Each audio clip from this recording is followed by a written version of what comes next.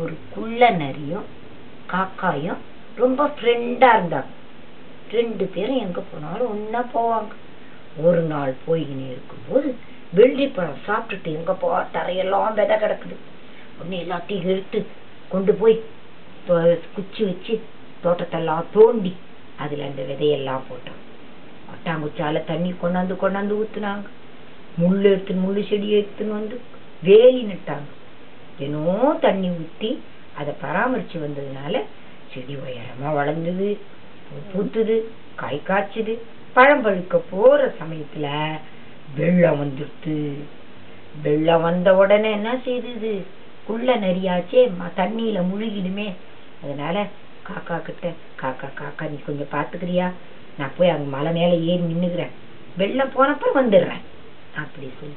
நீ ஏன் அதுக்கெல்லாம் கவலைப்படுற? நீ போ, நான் தான் இங்கே இருக்கிறேன் மரத்து மேல பாத்துக்கிறேன் அப்படி சொல்லிச்சு. நம்பி விட்டுட்டு அது மேல போய் உட்காந்து. அப்புறம் கொஞ்ச நாள் போடுது. அந்த வெள்ளம் எல்லாம் வடிஞ்சு போறதுக்குள்ள இந்த காக்கா என்ன செஞ்சது?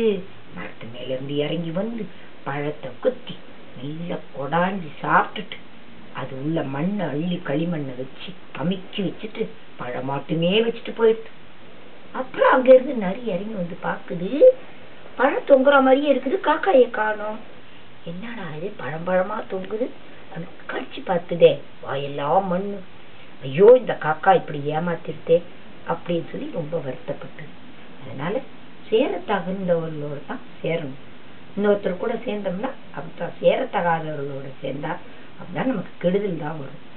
இப்ப அந்த பாட்டு பாடலாமா?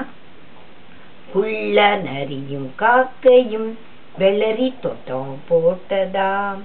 தோட்டத்துக்கு வேலி போட காட்டு முல்லை கொணர்ந்ததாம். ஆற்று தண்ணியை எடுத்து ஊத்தி நேர்த்தியாக வளர்த்ததாம். வெள்ளம் வந்து வழிந்திடவே குள்ள நரிக்கு வழி இல்லை. காக்கை மாத்திரம் பறந்து போய் காத்து வந்ததாம் தோட்டத்தை. பூத்து காய்த்து பழுத்திடவே பூர்த்தியாக தின்றதாம். பழத்தை குடைந்து தின்று விட்டு மண்ணை அடைத்து வைத்ததாம்.